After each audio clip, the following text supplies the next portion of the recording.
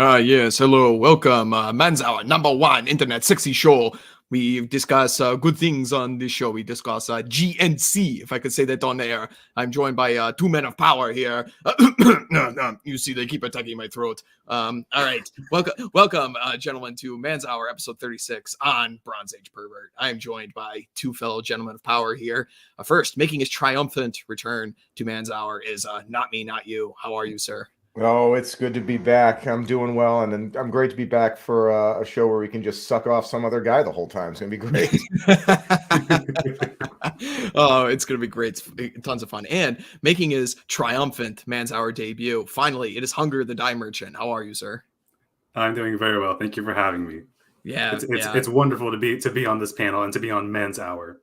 Yeah. I'm excited for this one. I've been wanting to do this show on BAP for a very long time, and we've finally been able to assemble a great panel of guys to discuss this man himself. I'm not too interested in discussing like the doxing and all that bullshit. Like that's not what I'm interested in. What I'm interested in is the man himself, the ideas, obviously his book, which everybody should read. But I think one of the first places to start is, when did you guys like first have Bronze Age Pervert get on your radar?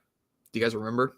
Yeah, so I'd heard the name bandied about, and I remember people talking that there were mainstream articles about this guy, Bronze Age Pervert, and they were, getting their panties in a twist. And I was like, Bronze Age Pervert? I'm like, that's a fucking lame name. Like, I'm not like, I don't think this guy has anything worthwhile to say. So for years, I just kind of ignored it whenever it came up. And then more recently, I think it was you, Red Hawk, and AA had been talking about him in like a serious manner. So I was like, well, I'll give him a shot. I got Bronze Age Mindset, and I subscribed to Caribbean Rhythm, and I've just kind of dove into it, and I'm glad that I did. Yeah, indeed. Hunger, what about you, man? Oh, absolutely. I actually found him pretty late I was already red pilled, been red pilled since I guess 2016, 2017, post Gamergate and all that stuff. But I found BAP, I think basically just stalking him on Twitter in 2019. He'd been retweeted by many of our friends, and I didn't have Twitter at the time, but I would stalk certain pages, and he was one of those pages. So that was 2019. I subbed to Caribbean Rhythms 2020 right before COVID. Bought the book, absolutely loved the book, freaking hilarious. And I will never forget watching my first episode of Caribbean Rhythms. It was literally COVID time, like early March, I believe 2020. And the first episode I watched was, I declare nuclear war on China. Please, immediately, please, Mongols, thunderbolts of the gods, send Katyusha rockets on China. And I was just on the floor for like 10 minutes. I could not handle the intro of that episode. It was episode 23. Everyone should check out that episode 23. I've been meaning to go back and re-listen to like all the episodes of Caribbean Rhythms because well, first of all, I guess we should describe that. So BAP has a podcast that absolutely everybody should be listening to. It's fantastic. Probably one of the premier right-wing channels on the internet. You got to go find it on Gumroad. Of course, it is called Caribbean Rhythms. And be warned, right now, this is a podcast you need to be listening to with headphones in, to say the very least. Being free from the Susan watching over on YouTube, he's allowed to speak as men should be able to talk. So be wary of that. But also, Caribbean Rhythms, most of the episodes are timeless. Very rarely does BAP actually address current events. Occasionally he will go into something like, I know he did a whole show on the 2020 debacle. He did a show on January 6th. He did a show on Bolsonaro and COVID, but Caribbean Rhythms is at what, like 135 episodes now or something like that. And I'd say maybe 15 or 20 of them are like current events episodes. A lot of them are history based. Some of them are culture. Some of them are just about classical music and classical art. But there's information you will get out of Caribbean Rhythms that you will get nowhere else on our side of the internet. He really does a fantastic job, specifically on the Cold War. I'd say that's probably some of his best work is on the Cold War and the spread of what he likes to call GNC, global something communism. Yeah, you can fill in the N word for yourself. Yeah, exactly. His topics are broad, but they're never shallow. I always feel like I'm learning something new, which either goes to it either speaks to just how well experienced the man is, or how good he is at pulling the wool over my eyes. So either way, I respect it. Mm, yeah. Also, the other thing about Caribbean Rhythms and BAP himself is that he's also a very hilarious guy, which is always a cue to me. Speaks of somebody who's high intelligence, because if well, there are, I think, a majority of the episodes of Caribbean Rhythms, and if you read his book Bronze Age Mindset, you would just break out in laughter like audibly many times, throughout like one episode, or reading his book. And so it's very entertaining, but also just jam packed full of knowledge that you're not going to get anywhere else. So yeah, definitely subscribe and listen to BAP. And I know funny enough, I know Radlib has actually just started listening to BAP. And when he and I met up with him 2 or 3 weeks ago, and he's starting to listen to the back catalog of Bronze Age Pervert. So he and I were talking about that, and which is pretty interesting. Well, I mean, Radlib is definitely an impressive man of action. He has a lot on his plate, and he always finishes it. So, I can completely understand him being totally on board with what BAP's about. Mm-hmm. Well, I think we should probably get into the beginning here of like what where does Bronze Age Pervert come from? What is his like position on things? And I think the best way to summarize it immediately is that at its lowest common denominator, even though like BAP wouldn't describe it this way, basically what BAP wants is the warrior caste to be in charge of things. He sees the world right now, number one, infested with like gynocracy, which one of his terms that probably everybody is familiar with in our circles, the longhouse. This is a term that BAP himself came up with, and has made its way into mainstream discourse at this point. I think wasn't like Tucker Carlson used it once, if I remember correctly, or something like that. So it's definitely, he definitely has like the power to turn a phrase, like to generate memes and stuff. Many of his phrases, like GNC, Longhouse, and many of his other phrases you'll find all over discourse. So yes, at his core, BAP wants the warrior caste in charge. He sees big problems with merchants in charge. He has issues with priests being in charge, and obviously he has big issues with like the peasant class or the untouchables being in charge, because BAP at his core is absolutely an elitist. He's not a populist by any way, shape, or form. So I think that's the basic summary of where his position is coming from. Anything more to add, gents? I mean, his basic position, it's I don't want to call it microwave Nietzsche, because that doesn't do BAP enough service. But his intellectual foundation is always Nietzsche. He's always referencing Nietzsche, and specifically certain books of Nietzsche, like Twilight of the Idols, which I have not read, but I know not me, not you. You're far more read on Nietzsche.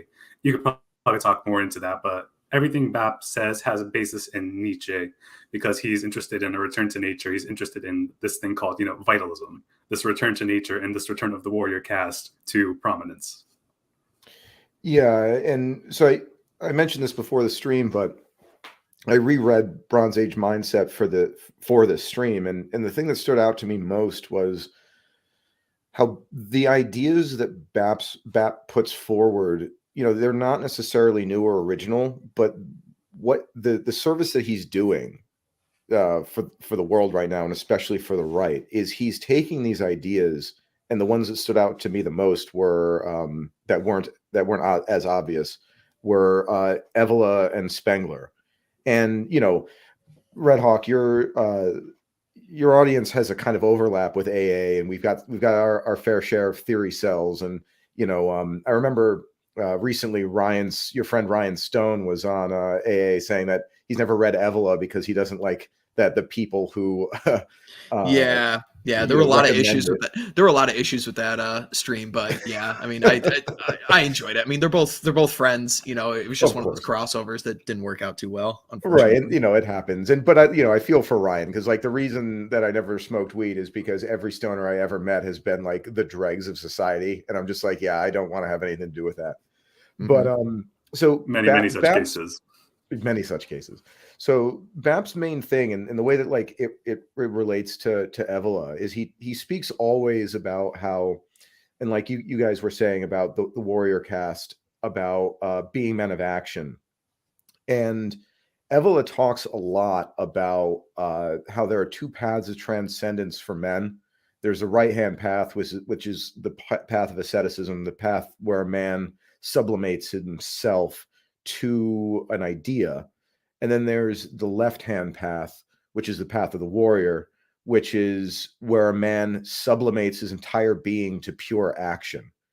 And what I see in Bronze Age mindset a lot is he calls for this kind of this carefree amor fati, this love of fate, where if you act out your instinct properly, you don't really need to care about morals or society at large.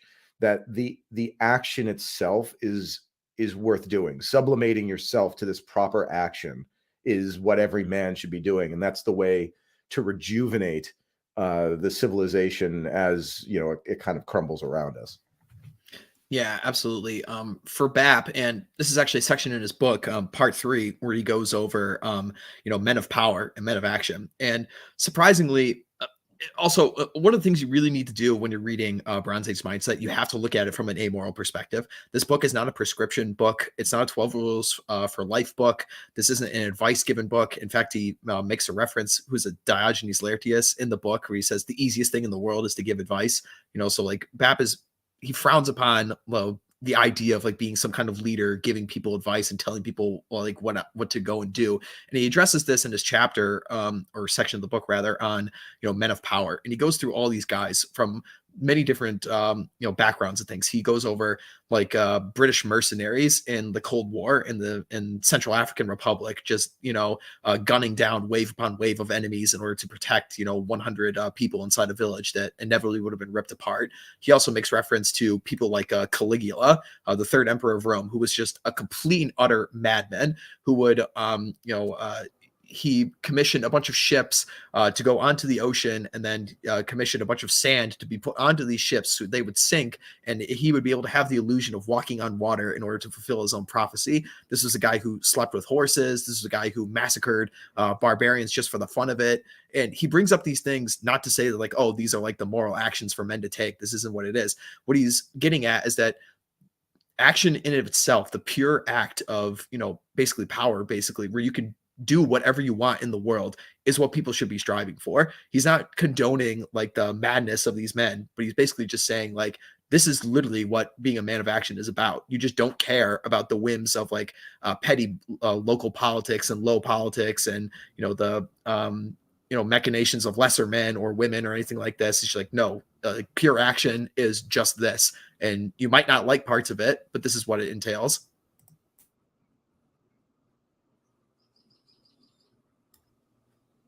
Hunger, you got anything before we just keep blathering on?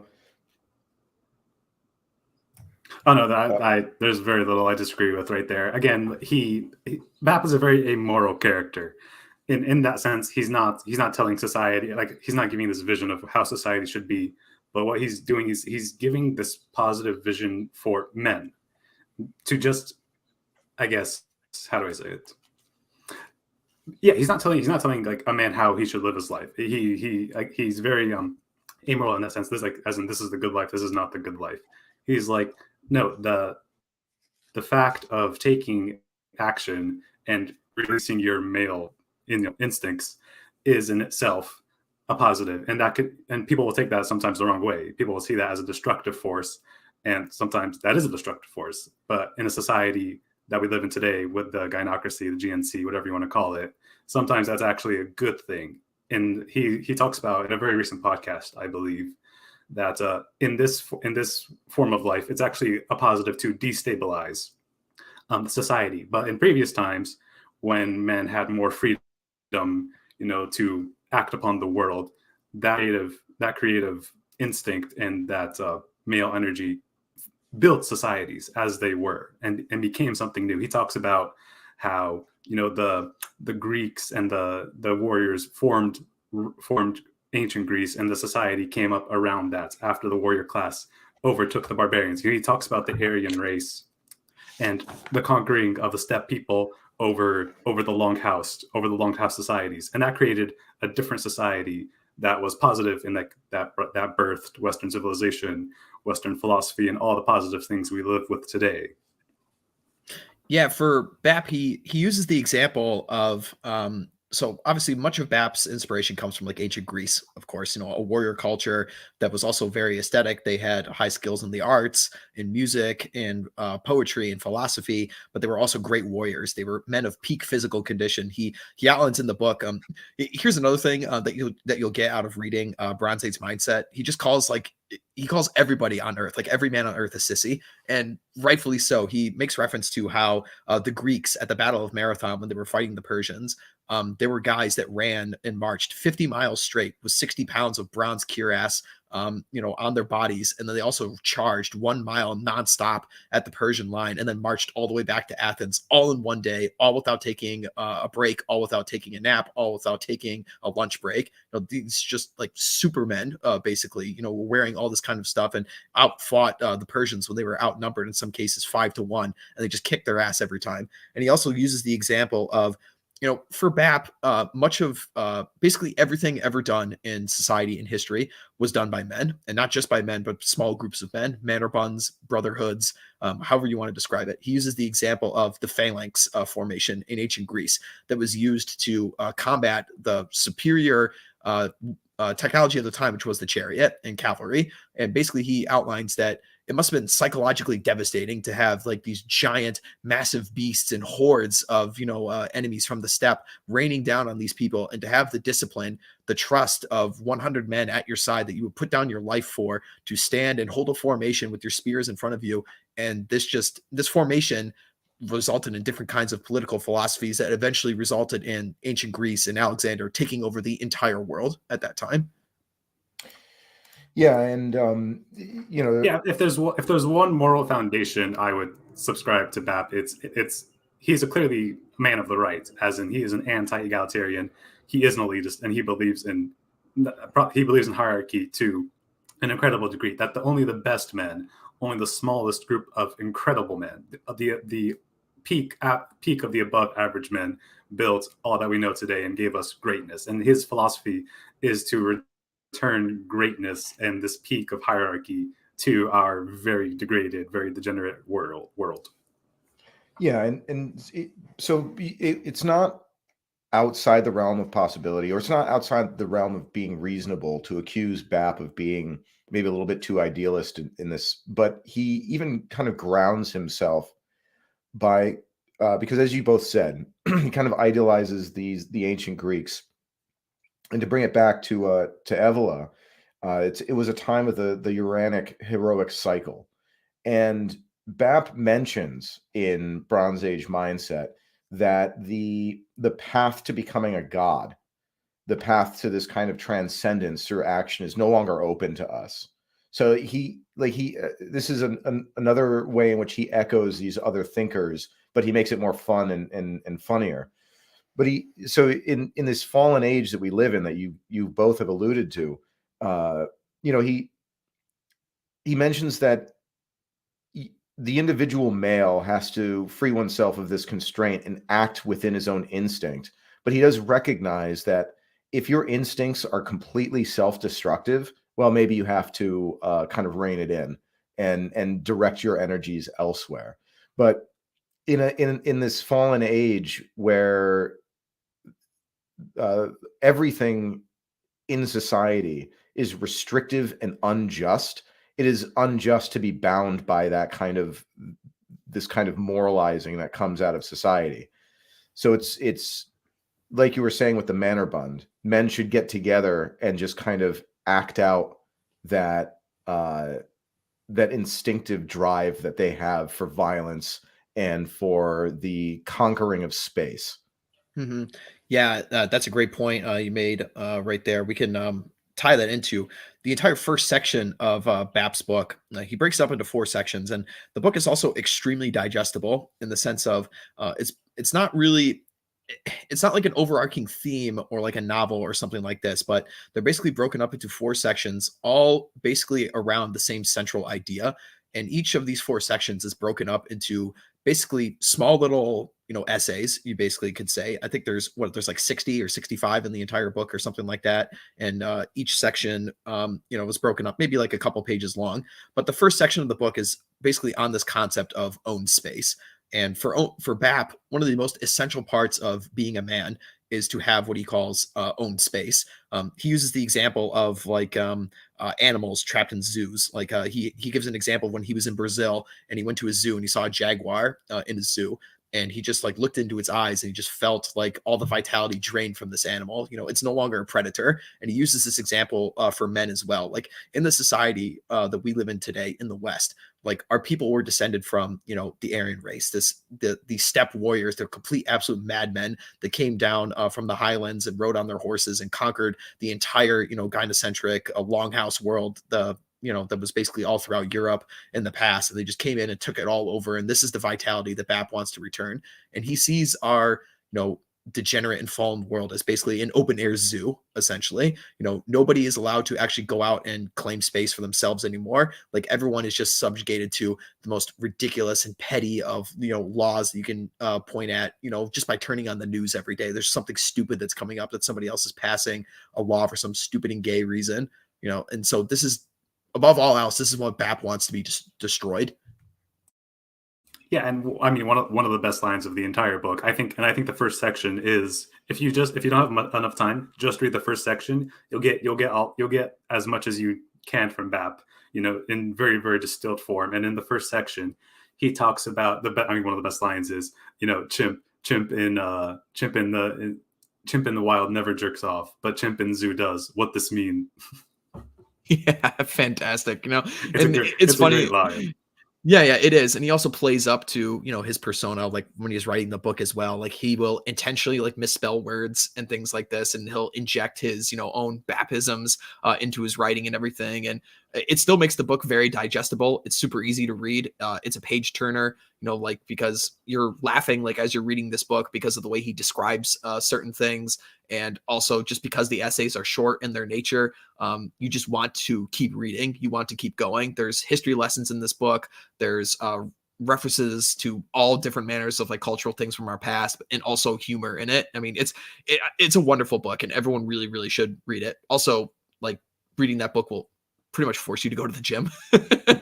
Yeah, and he's not an idiot. Like he's an extremely intelligent, very cultured man. And in the first section of the book specifically, there's an entire critique of Darwin and Darwinism, like because BAP has this vision of life that another Bapism, the bug man. Everyone knows that the bug man is a real thing that exists in our age, but the bug man is a form of life. For many people, again, he divides it into, again, Nietzscheanism, like master peoples and slave peoples. The bug man is an absolute slave person, and that there are some groups of people, just by their very nature, cannot sustain that existence. They refuse to be slaves. They would rather die than live in slavery, because living in slavery is still life. And his critique of Darwinism is he calls Darwin like almost a bug man. Yeah. because Darwin views human life as life of the insects, just reproduction and the absolute biomass spreading across the planet, devouring resources. And BAP does not take that view into consideration at all. He only views higher life, again, intelligent species like wild cats, jaguars, chimpanzees, these very, very intelligent creatures, whales, dolphins, and all those mammals. Yeah, he constantly references predators. It's one of the things he's talking about all the time, whether it's predatory animals. He refers to man as a predator. He refers to like this higher class of man that you're talking about as like a predator to range on open steppes. This is what he wants.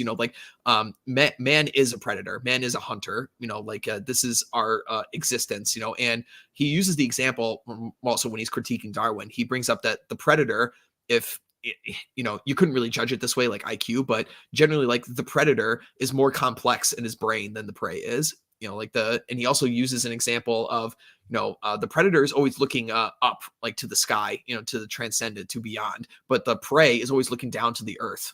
That's where all of the sustenance comes from, the grass, it comes from the earth, but only a predator will ever look up at the sky because that's where, things are important to him. That's where he could draw things from. But, a slave will always look to the ground. It will always look to the earth. It will always look to the material realm.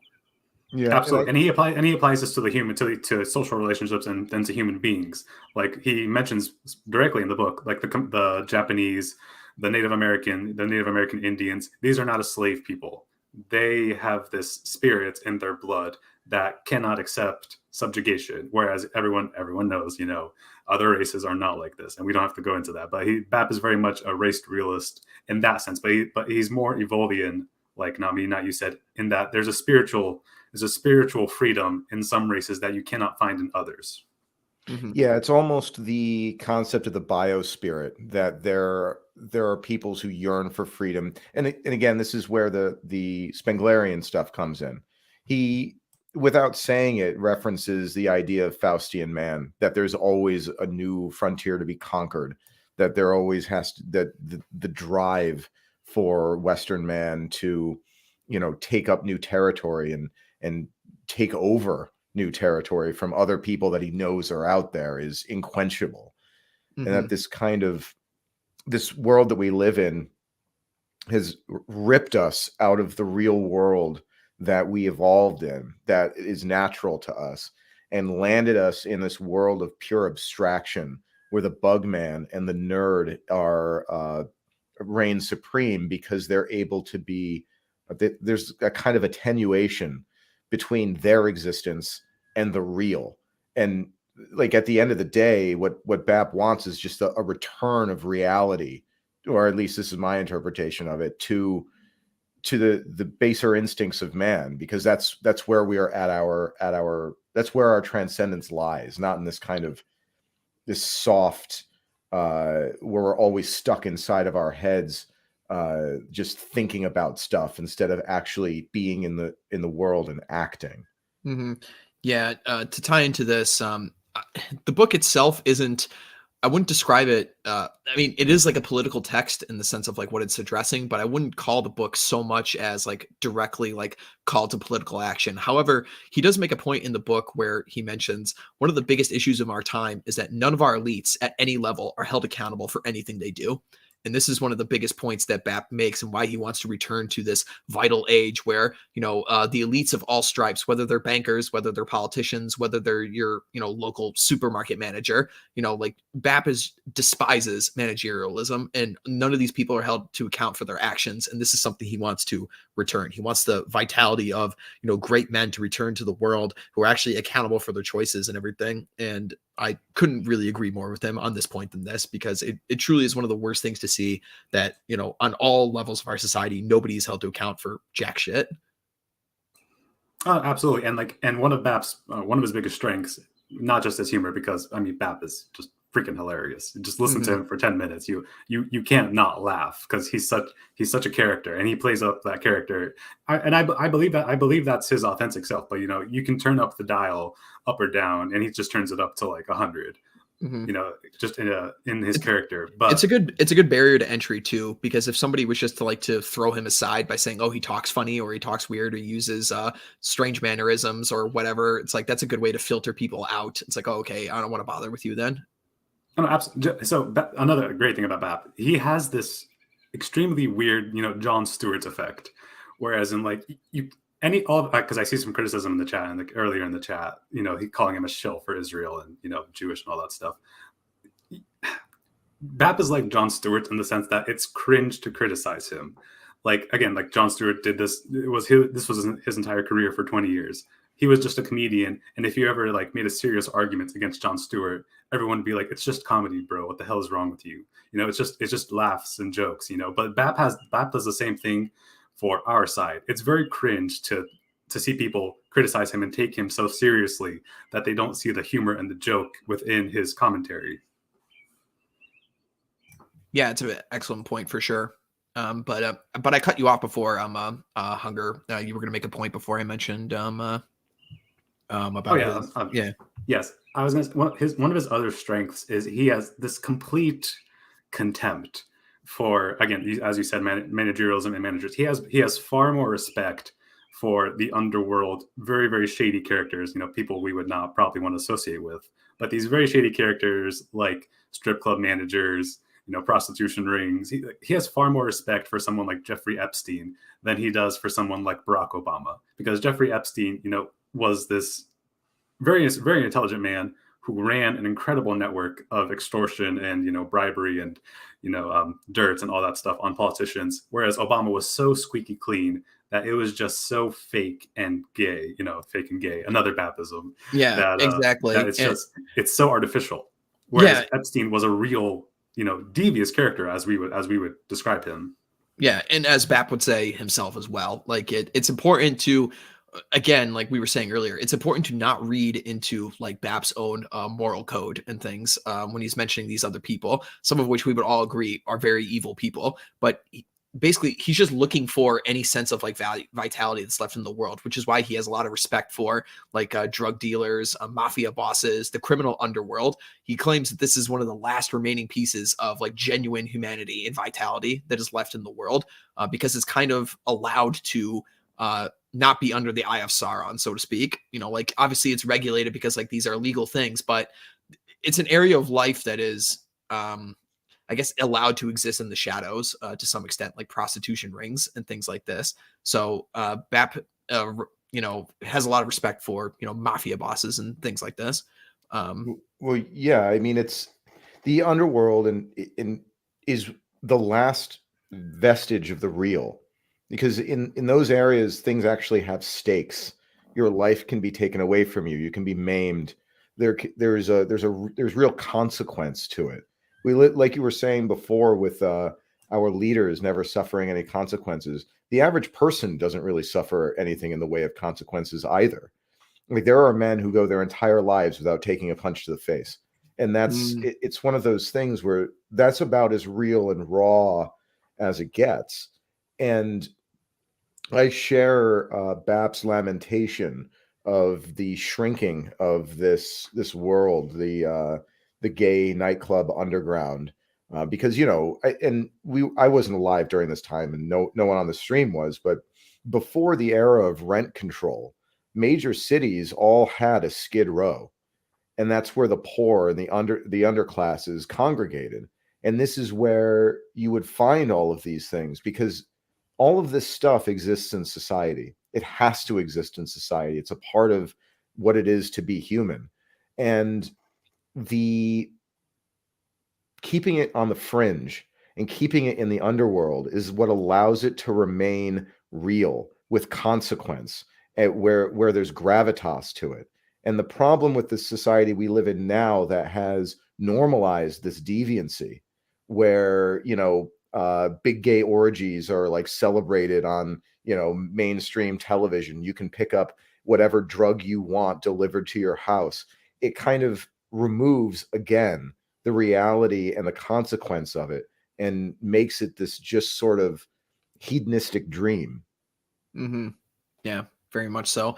Everything is all like vitality and energy is just sucked out of the world, and it's this is what he refers to like when he talks about like GNC. It's just reducing the entire mass of humanity, all the great strives and the technologies, the arts, the culture, everything is just reduced to the lowest common denominator possible. This managerial gynocratic order that we live under now, where everyone is just sucked under the boot heel of the what does he call it, the boot heel of like the feminist dominatrix or whatever. Yeah. I mean, I was thinking about this before the stream, just in preparation for it. BAP is fighting philosophically against basically the world of Demolition Man. BAP is not Sylvester Stallone. He's not an agent for supporting the system, but Demolition Man is almost one of the most real, I guess, what's the word? Dystopias we live in today. We are far closer to the world of Demolition Man than we are to 1984, for example. Like, imagine the things you can't do in public, or the things that used to be acceptable that are no longer acceptable. And that's basically it. You can get fined, and you can get arrested for what you say on the internet, which was... Yeah, he brings up the example. He gives an example of dueling, how duels were legal for most of all of human history, and public executions as well were like illegal throughout most of entire human history. And this is again like the vitality of the world is drained, and now we basically have an entire several generations of men now that have basically reduced their natural inclinations for violence and setting things straight to now basically bickering with each other online, throwing insults to each other like a bunch of women. Oh, Yeah, there absolutely. were. There's no skin in the game in the real and in the world we live in today. There's no skin in the game. Nothing happens to you. It's a very cradle, safety culture, as a lot of like us like to call it. It's a safety culture of stultified, senile, women protective instincts that cages men and cages male instincts into this very fake and gay, simulacra. Yeah, there was a blog, uh, and for the life of me, I can't remember the name of it. I just remember the author's name was Aidan McClear, and the tagline was "Taking a battle axe to bullshit." But he wrote a piece on whether or not Trump was going to cross the Rubicon. But the main point in this piece that I wanted to highlight was he talks about how the men of today, the ones that would be leading armies, are locked in their basements, like on strategy games. The ones that would be great philosophers and orators are debating like the lore of Lord of the Rings on some backwards internet forum. That the whole of society is focused on removing greatness because it's just not fair, right? This feminine thing, this idea that fairness and equality are good, that they're things that we should strive for. And obviously BAP is as he says in the beginning of his book, he is the nemesis, right? This is something that we should all strive to be a nemesis against. Yeah, he is vehemently like anti-egalitarian in everything that he says, and rightfully so, of course, But he also he has other. I'm thinking of another example he uses in the book where he takes slaps at the Catholic Church specifically, and for which group of people in the modern world they choose to deify as saints. He gives an example. Two of the greatest eras in history for BAP. The first one was like the Greek colonization of the Mediterranean world, where they were set out and formed many different colonies on islands like Sicily and up in like Marseille, which is now in France. They spread out across the entire world. And the second really big one for BAP is the Age of Exploration in the 14, 15, Yes. 1600s. This is a time of, amazement and wonder, and everything that BAP wants essentially is the time when the Western Faustian man stretches across the entire planet. The sun never sets on the British Empire. And BAP brings up examples of, Spanish conquistadors like Cortez and Pizarro, guys who came to this new world with only a couple hundred men and just completely flattened empires with nothing but sheer will and madness. And they spread Christianity throughout the entire, hemisphere, basically, these people. And it's interesting that BAP brings up, he's like, okay, well, why doesn't the modern church deify these men? They literally, according to your religion, they brought the word of God to an entire mass of people and, spread the religion more than anybody else could in all of history. Like they spread the religion to more places than St. Paul did, yet they're never deified in such a way. And he uses this as another example of, the vitality draining gynocracy that we live under right now. It's like, oh, okay, we have to deify people who've basically sat in libraries their entire lives instead of these men who braved insurmountable odds, conquering empires of complete heathens that chopped off the heads of women to satisfy rain gods. Yeah, and I'm glad that you brought up Christianity because Red Hawk, I know you've mentioned this on air before, but like you're a Christian, I'm a Christian. I go to the traditional Latin Mass, and I think that Bronze Age Mindset is a very important book to read if you are a Christian, because the central tenet of modern Christianity seems to be the full-on rejection of the left-hand path. That the only way to transcendence and to be saved for a man is to sublimate himself to the letter of the religion, rather than through the action that, say, the Templar or a Crusader would. And just real quick, this is a modern thing. The Ghibellines during the Ghibelline age, Christianity was very solar, very masculine, very left-hand path oriented, and even early Christianity as well. So these things, if you're complacent in your Christianity, this should be a challenge for you, because BAP doesn't speak untruths here. Great men are almost always bad men. Mm-hmm. Yeah, absolutely. He does bring this up in many cases when he's giving examples of people, like he brings up the example of, who's it? Mad Mike Hoare. Oh no, it's one of the other guys in the book, but one of these British mercenaries during the Cold War in the Central African Republic, when they're basically being attacked by wave upon wave of, Bantus, as he calls them, people looking to decapitate this entire nunnery full of nuns. And there was one guy in a Hind helicopter that just mowed down, wave after wave after wave of, enemies, and saved this entire convent of nuns, who would the most horrible things would have been done to these people. One of the best podcasts that BAP ever did, and it's one of his earliest ones. Episode 2 is on Angola, and he basically goes through what was happening during the Cold War era when the United States and the Soviet Union were, buying influence in Angola, and he goes through the absolute horror that was done to, white settlers in Angola by, Soviet backed, and also in some cases CIA backed, rebels and things like this.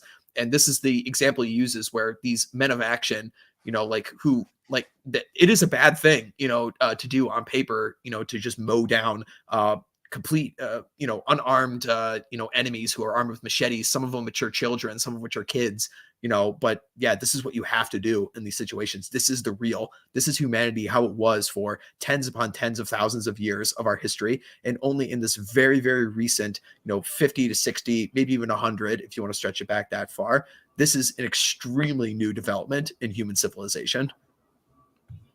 Yeah, and the sequel to that episode, everyone should watch episode number 2 on Angola. The sequel to that was episode 131, which was Iberia, a 3-hour podcast, just completely this facet of BAP as the revisionist historian, like our friend Thomas. I was introduced to Thomas through BAP.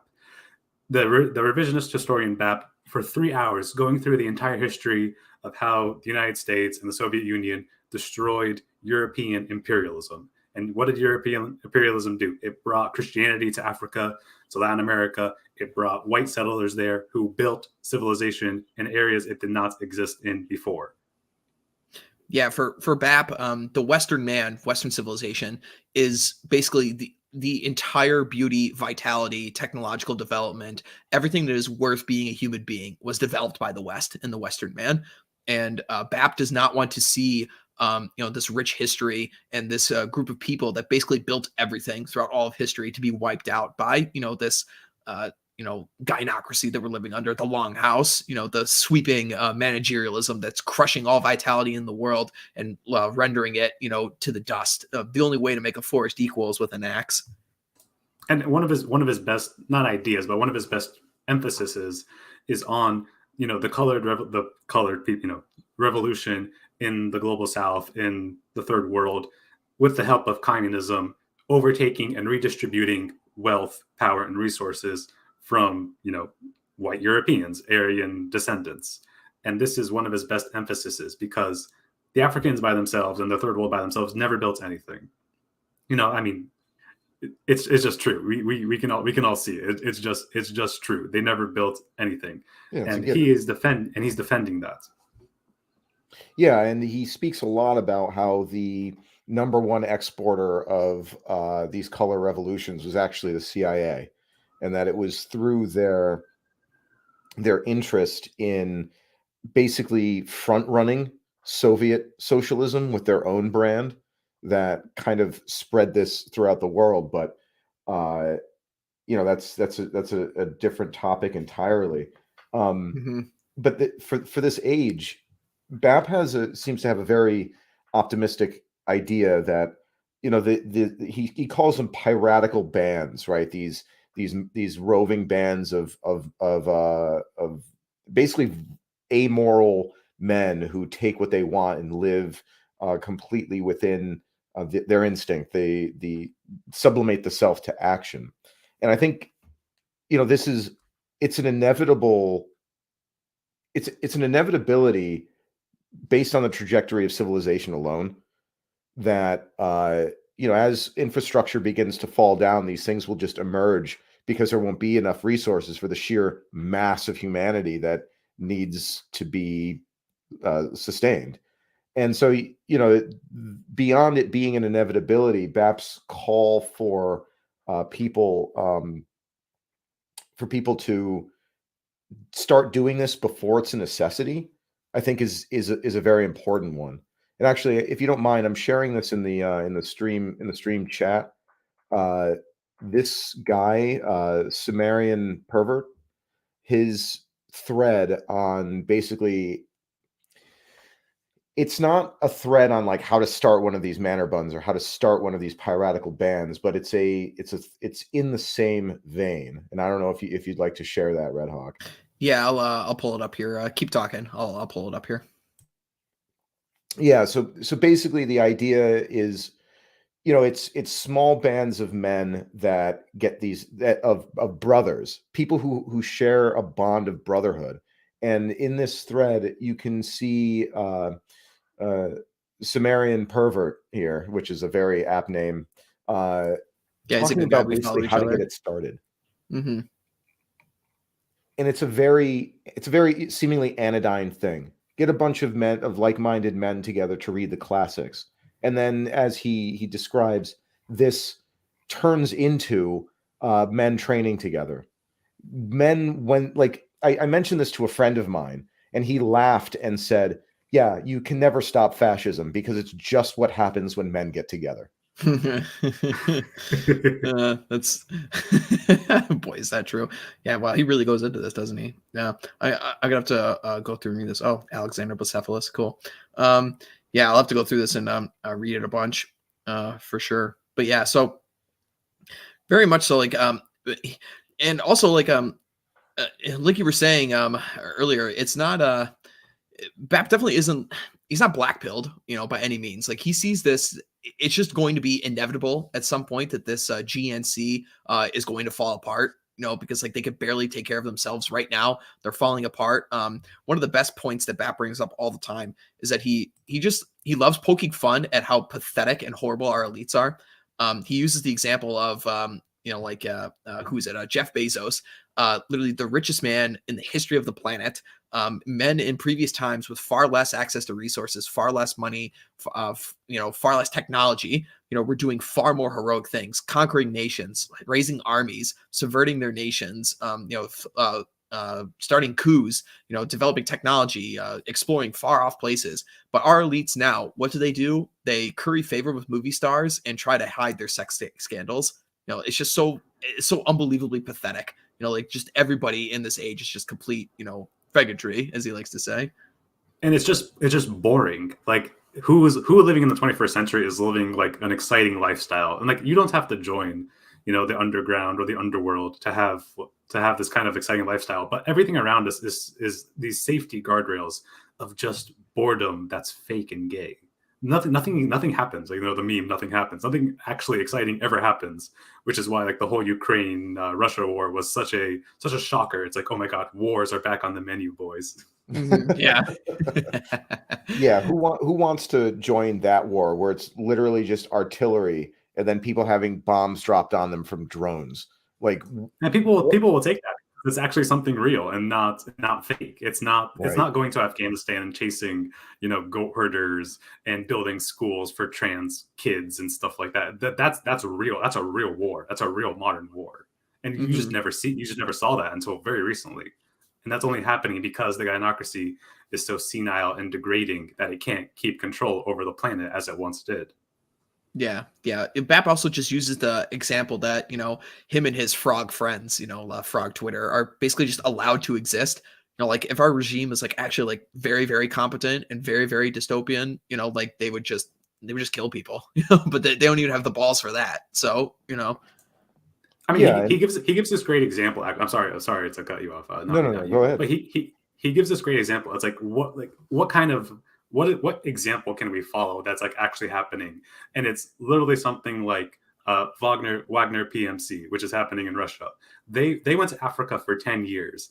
These bands of just Russian dudes, former special ops, just going around and restabilizing Africa and killing terrorists. Like, just these bands of men actually, building something and doing something real as a piratical race. Like, they're not just destroying, Africa, but they're like almost rebuilding Africa.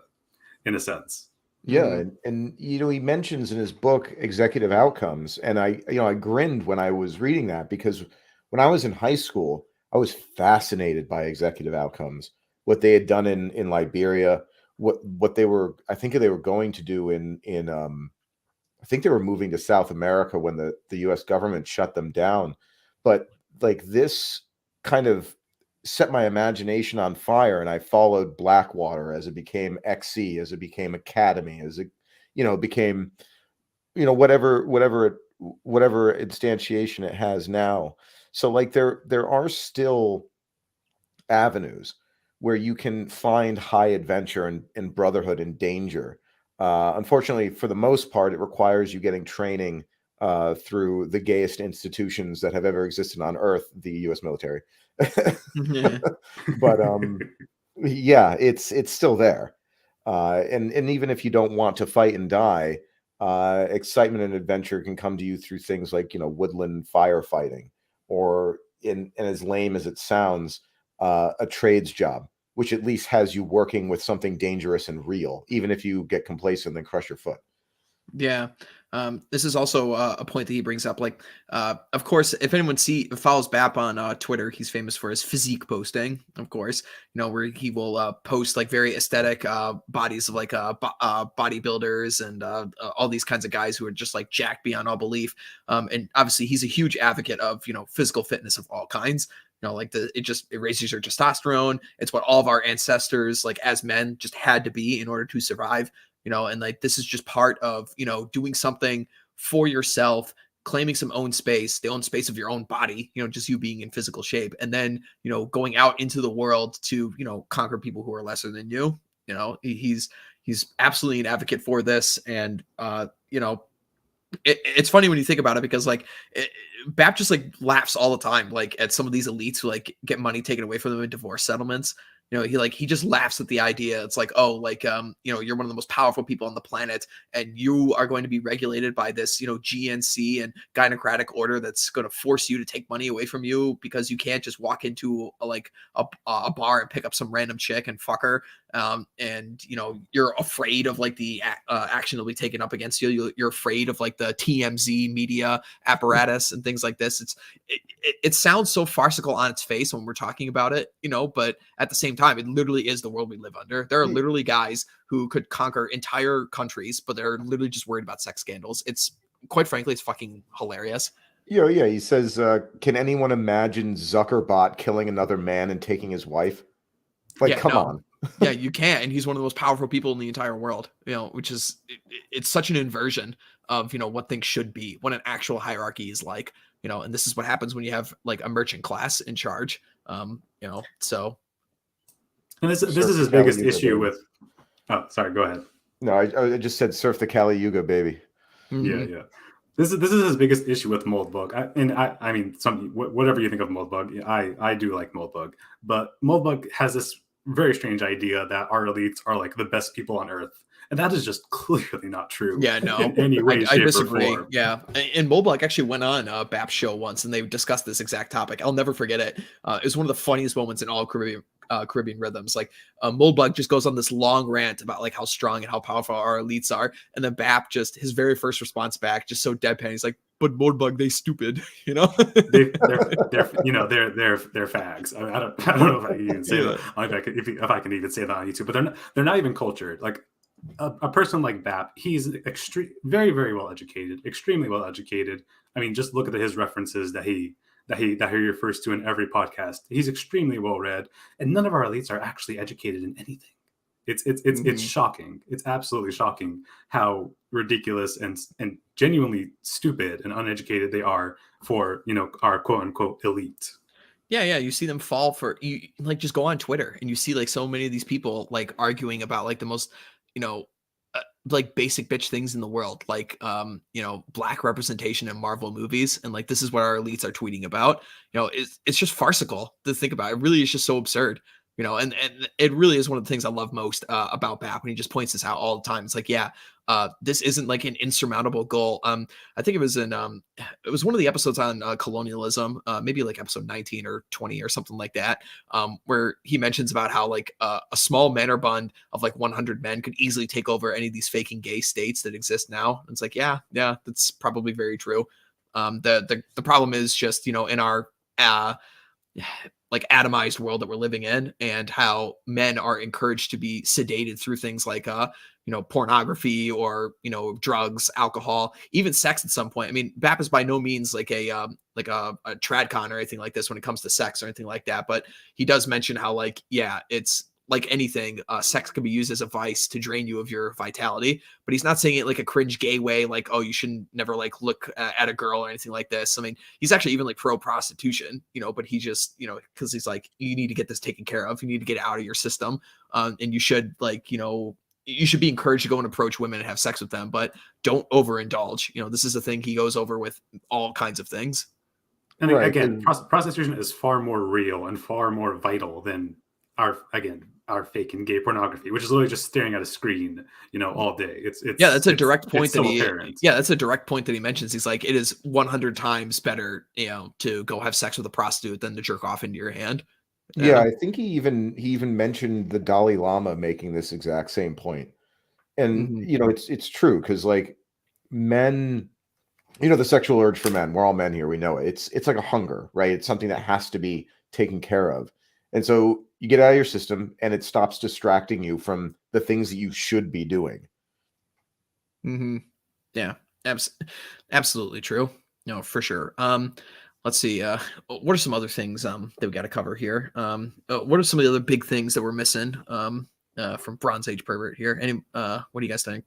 I do like his talk, although it's very brief. His talk about how most of our history is made up. Oh yeah, that's a good point too. Yeah, that's a fantastic point. And you know, I tend to agree with him. And the way that, like, I came to this idea before, you know, before reading BAP, and it came to me over the last like 10 years, where I was witness and party to things that the media later wrote about and that then ended up in history books. And when I read the accounts, I'm like, well, as somebody who witnessed this firsthand, none of this happened. None of this is real. And yet this is what, like, when I die, and when the people who experienced it firsthand with me die, that's it.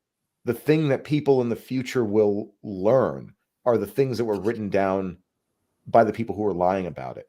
And if that can happen now, of course it happened throughout all of our history.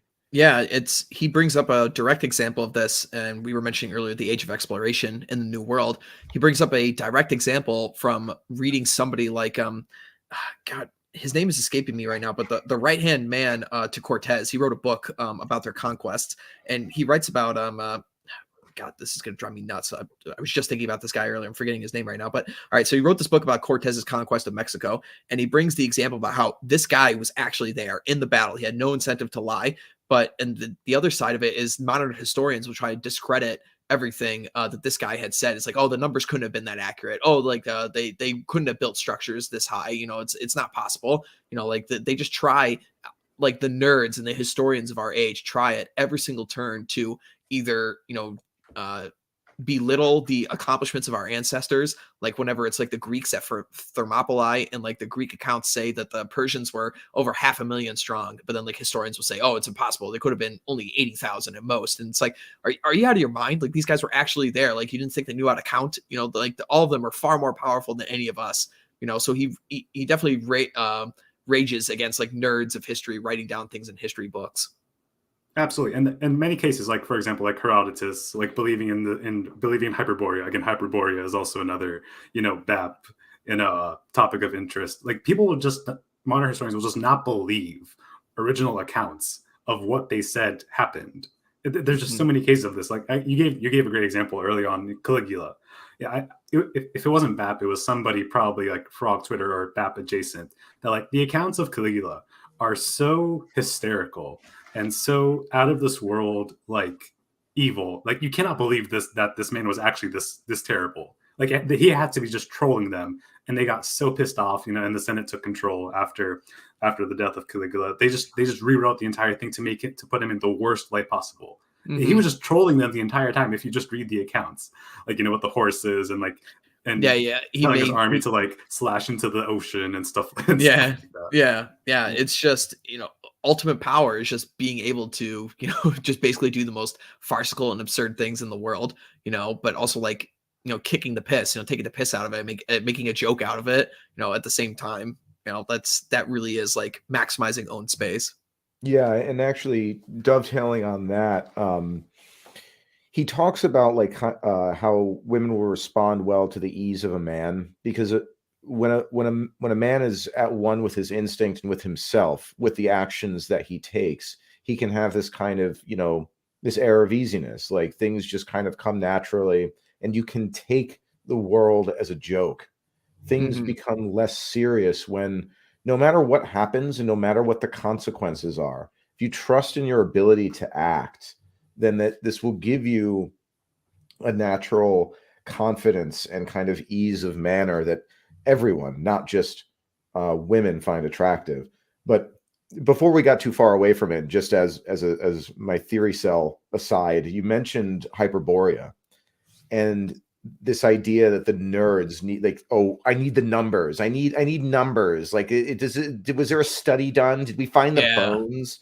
And it's like, Evola talks about in Revolt Against the Modern World how all peoples of civilizations, all of their creation myths point in the same direction, and it's not to Africa. And when I say all peoples, that's all civilizations excluding sub-Saharan Africa, because they didn't really, have any of that.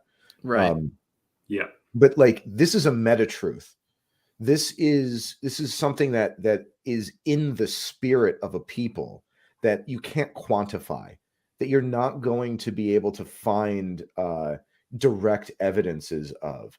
And this world of abstraction and numbers and you need to prove things. It's inhuman. It's also just not how we think. We're not designed to like think and operate this way. I mean, get into any Twitter argument and you'll find out really quick that when anybody asks for like a peer-reviewed study or anything, it's like, well, what the fuck does that mean? Like, you can literally make a study for, you can do a study for literally anything, and it never changes anybody's minds. It's not how we operate. People are just, human beings just naturally follow hierarchy. Somebody above them is giving them orders of some kind. That's what the vast majority of human beings operate with. Nobody's sitting down and theory selling their way through a majority of their positions. You have to be an exceptional character, to have your mind swayed. I mean, just look at the masses that you see, the bug man, every day walking around. No, absolutely. Nothing to disagree with there. So I guess in summing everything up, everyone should definitely, for starters, like, go and read Bronze Age Mindset. That book was published several years ago at this point. It still remains in the top 100 books on Amazon. It's a very good read. It's a short book. It's not even 200 pages long.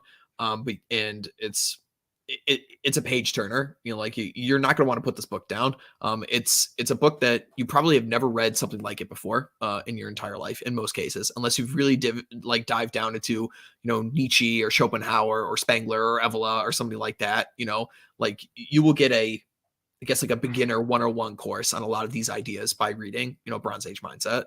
And you're also going to laugh your ass off while you're reading it, which is also a nice bonus.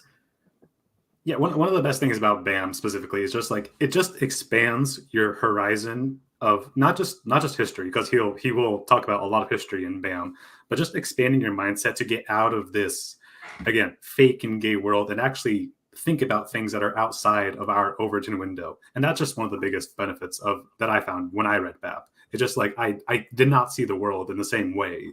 It was just so much broader than when I did before I read it.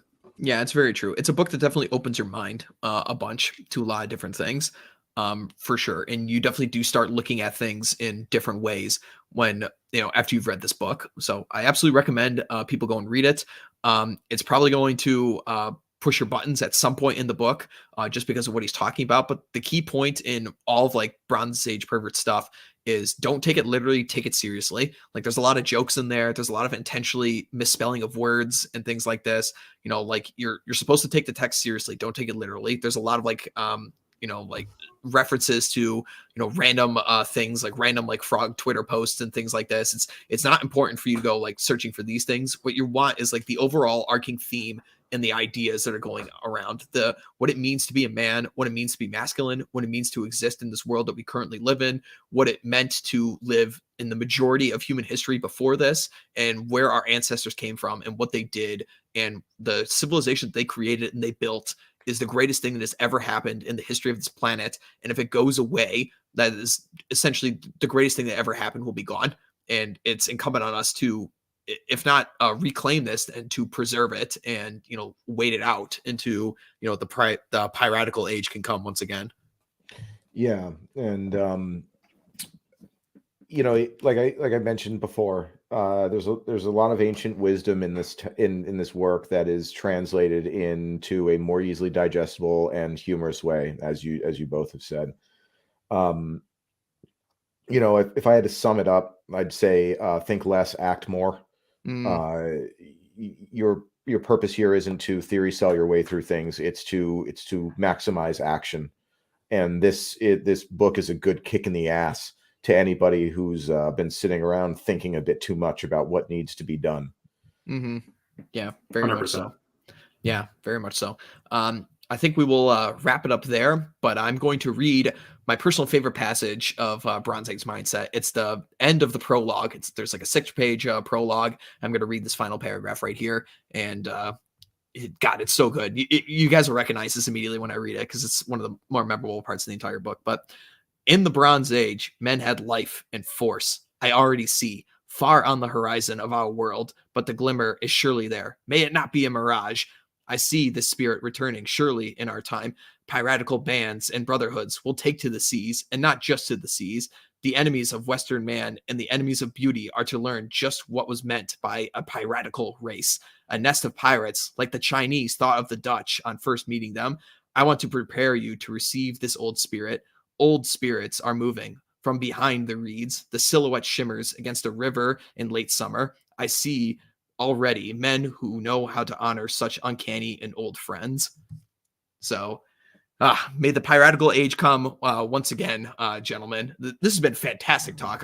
This is one of my favorite episodes of Man's Hour we've ever done. This has been great. Yar. Yeah, good stuff. Yeah, indeed. So everyone, definitely from this whole panel here, we definitely have our stamp of approval and wholeheartedly endorse BAP.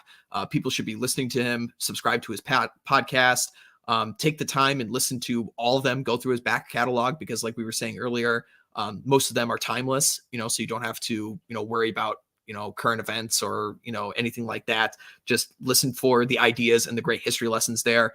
Pick up the book. It's a fantastic read. Totally recommend it for people, and you could finish it in, a day easily. So yes, definitely listen to Bronze Age Pervert. Let's go around the panel here. We'll get our shillings out of the way, and we'll wrap this one up. Not me, not you. Where can people find you? So I've got a Twitter account. I believe it is Not Me, Not You also. You've been banned a couple times. So yeah, I've been banned and come back, but it's mostly just shit posting every once in a while. So don't come for the content you're going to get on Man's Hour. Come to Man's Hour for that. And also to the Old Glory Club, where men far smarter than I make contributions to the dissident right. Excellent. And Hunger, where can people find you, man? Just on Twitter at HungerDye, DYE. Very easy to find. All right. Excellent. Well, thanks for coming on, fellas. This was, again, a fantastic show. And I hope we were able to, shed some light on BAP, and hopefully through this stream, we'll get more people to check out his book and check out his podcast. So, all right. All right, cool. And for myself, just check out the channel, check out the Substack, check out the Old Glory Club, check me out on Twitter. And until next time, Hawk out.